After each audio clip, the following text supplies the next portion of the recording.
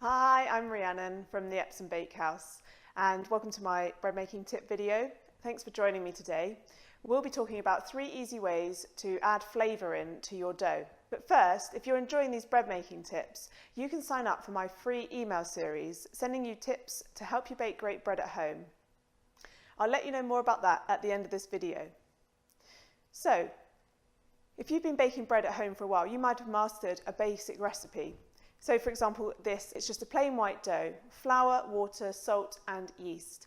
And once I've shaped it into a loaf tin or onto a tray, it will actually bake a fantastic loaf of bread, and it will go with lots of things, sandwiches, toast, everything you could want. But you might be thinking, how can I expand my repertoire without learning a whole new dough? Well, today I'll show you a few quick ways that you can add in some flavour to your dough without having to learn a new recipe. First up, we'll start by creating not a loaf, but some swirls or rolls with this. So what you would do is take your dough, and this has obviously risen the first time, and once it's risen the first time, pat it out into a large rectangle. So I won't go the whole way today. You might find when you're patting it out, it will resist a little bit and you need to leave it to rest, but eventually you'll be able to pat it out into, say, a rectangle that's about 30 by 30 or 40 centimetres. And then you can fill it with a filling of your choice. So it's a great way to create flavour in your bread. And there are some really easy options for this. So for example, you could go sweet, and I've got a whole range of spices and seeds and nuts here, but I've got cinnamon here. So I could sprinkle across the dough some brown sugar mixed with cinnamon and dot it with a bit of butter. And then once you've popped your filling on, you roll it up. So yeah, that would be a sweet filling. Other options might include pesto. So you could spread a good generous tablespoons of pesto onto your dough, and then maybe grate some cheese onto your dough. Another option is yeast extract. Again, will go really well with cheese or just on its own. So once you've chosen the flavour that you want, you then would roll up your dough. So very tightly roll the dough up. Imagine this will be covered in filling, into a sausage, and then cut that up into your individual portions. And you'd let those rolls rise, cut side up, for a second time and bake them. And instantly you'd have a different bread there filled with a sweet or savoury filling of your choice. Another option is, before you make the dough, is to add in some flavour at the start. So a popular option is perhaps either herbs, spices or seeds.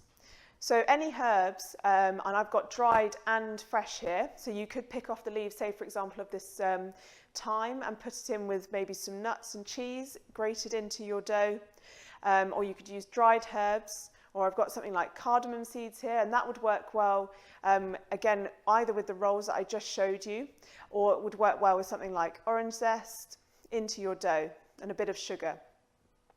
If you wanted to add seeds, that's a great way to mix up your dough. So if you want to add seeds, I would suggest soaking them for about at least an hour before you add them into your dough, just so they're not really hard and they soften up a bit in your dough.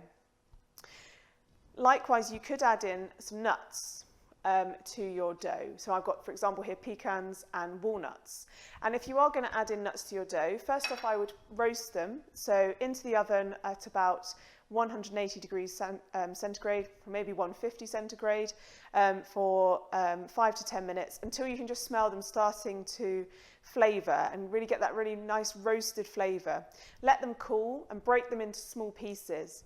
And then you can actually add them once your dough has risen, because it's quite hard to knead your dough if you add chunks of nuts right at the start. With the soaked seeds though, you could put those in right at the start and knead your dough, and then they'll be carried on into the rest of your bread. So we've talked about adding in flavours in the centre of your dough and making rolls or swirls with them for different savoury and sweet fillings, or adding in some dried or fresh herbs, seeds and nuts, or even grated cheese into your dough at the start or once it's risen for the first time.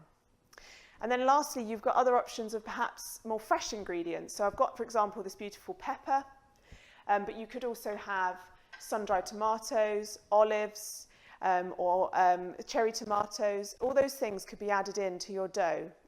What I would suggest is, if it's something very fresh like a pepper or cherry tomatoes, again, use your oven first to essentially dry them out a bit, but roast them. So a little bit of olive oil, maybe some garlic, balsamic vinegar for the tomatoes, maybe some herbs.